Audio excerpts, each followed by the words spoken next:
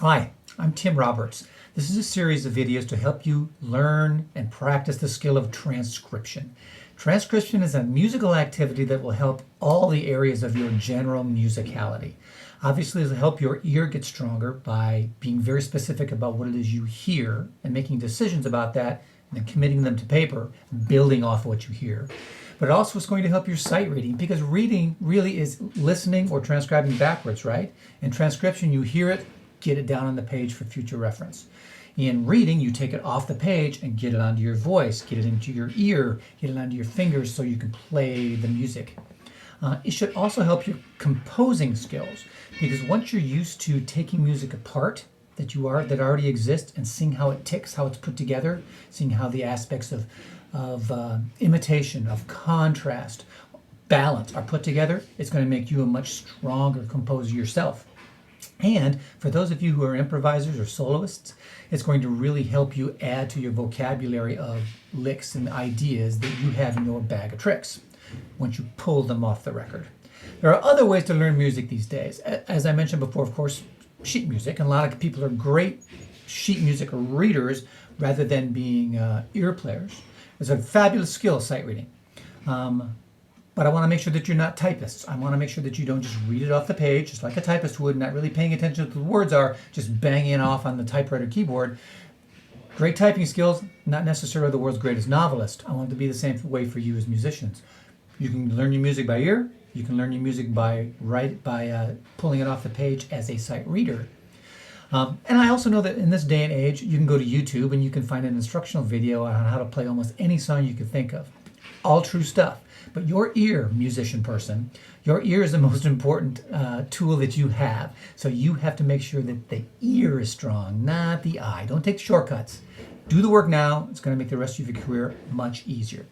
Now, speaking of making things easier, the environment in which you work is going to make a big difference in how much success you have as a transcriber and how much frustration you run into because it seems like it's so hard. So let's get your personal environment so it will work best for you. So here we are again talking about your studio environment. Notice that on your desk, the most prominent thing is a piece of paper and a pencil. Even though you're probably going to be pulling your files off of an MP3 file on your computer, write the thing down on paper first and then transfer your paperwork into the computer. Don't go computer first, too slow. Okay?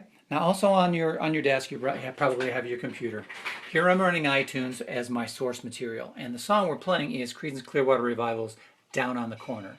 I want you to use your mouse as little as possible because it slows down the process. Try to use quick keys or macros on the keyboard, the typewriter keyboard, to make things go. First and most obvious one is spacebar hits play. Okay? Hit spacebar again, tune pauses. Hit spacebar again, tune goes on. If you want to go back to the beginning of the tune, hit return. Goes back to the beginning of the song. Okay? A control that's not on the instructions for iTunes, for the transport, if you hit Option and Control at the same time, Option and Control, while at the same time you hit either the backwards or the forwards arrow, this thing will jump back 5 seconds or kick forward 5 seconds. It really enables you to go back over a section over and over. Please notice, guys, if you hold down that Option, Control, and hit the arrow, it doesn't work. It has to be this one. Left hand on this, right hand over there. It's kind of a hassle, but it will save you time when you have to do this kind of a routine. Hold on. 5 seconds forward. 5 seconds forward. Play that again. Gee, play that again.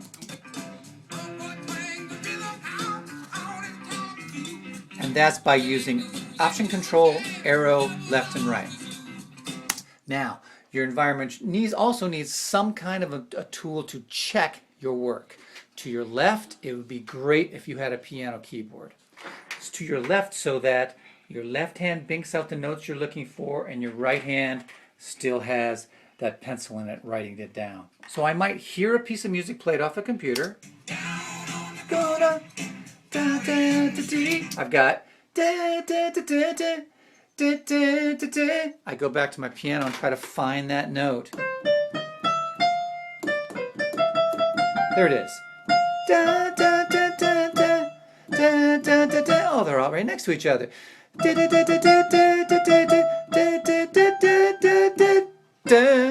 There's my whole lick. Okay, great, I got it. Now I could take this idea as reference back to my notebook, and maybe on the second line I can write that particular melody down, which was going to be G. I'll make sure you can see it while I write it. G, G, G, F, F, E, E, E, F. And I'm transferring it from the sound, checking it on the piano, getting it on the page. You might be a guitar player instead of a piano player. So to your right, maybe you have a guitar set up there. Keep it on your right, you guys, because it's so easy to pick a guitar up out of its stand, put it on your lap, put it back in the stand when it's on your right, and get yourself back to your paper.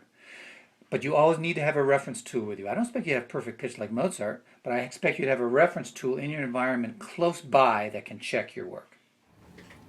So there we go. Now we at least have your working environment set up well enough that you can be efficient and a good monitors of time as you work on your transcription projects. Now we need to get down to the business of getting the music out of the air and down on the page. That'll be the next section of this video series.